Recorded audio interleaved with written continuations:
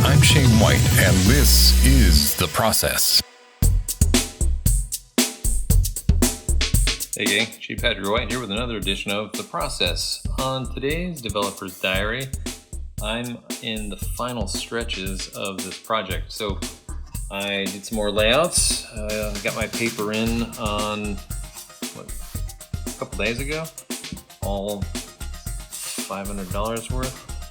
And yeah, I finished up the inking on what I had already penciled, but it's getting to that point where my fingers are starting to hurt more. So I have to take anti-inflammatories or CBD oil.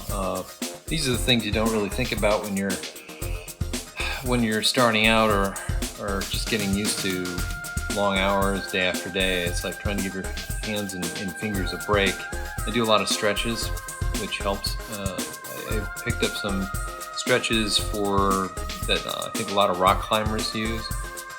I'd show you them, but I got the case. No, actually, I'm sure you can find them online. A lot of people have lots of recommendations and ideas on how to stretch your forearms, and the muscles. But yeah, anyways, so I've got one more page to do a layout of, the final page. And then I will photograph these and send them off to the editors just to make sure that everything is, flowing right for the writers and everyone's happy before I start penciling.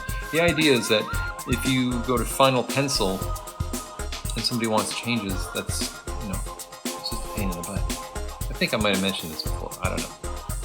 But I want to make sure that people are aware of where things are going and that everyone's happy and there's like a sign off.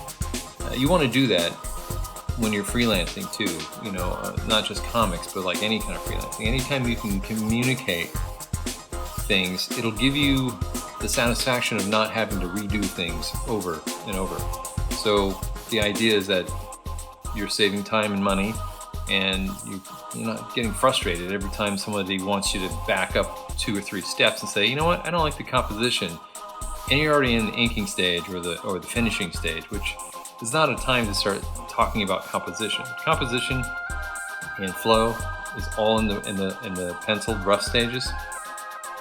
The render, the pencils are kind of like, this is what it's going to look like. I just have to ink it. What you see here is just going to be black. So try to make those decisions where you can communicate that, and everyone will be much happier because they'll look at you as a very responsible freelancer, and isn't that what everybody wants? Your job is to make the editor's job easy, and also to tell a good story or a great story. And that's the thing that I've noticed as I've sent these pages in. It's pretty rare that you get feedback from a writer as much as I've gotten on this project, and he points out real specific things that he really likes. And it's funny because I think I've been conditioned over the years. If somebody starts commenting very specifically, you're waiting for that shoe to drop, like, hey, yeah, I don't really like that, can we revisit it?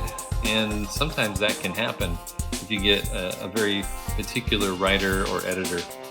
Some people, they find that's where they get to be creative, or they get to justify their role, depending on their personality and how needy or whatever.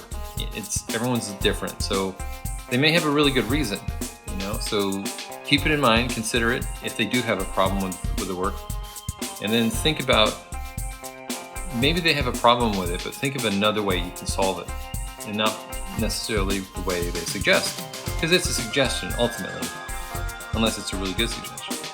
So just rethink the possibilities, and maybe you'll come up with an even better solution. But what I'm experiencing with this writer is he's very enthusiastic about the work, and he points out real specific things. And I think what he likes about it is that I'm doing more to enhance the story. And that's really all it's about, is everyone's doing their job to make the story better and better and better. So anyways, that's it for today. Have a good day, and thanks for watching. Cheers.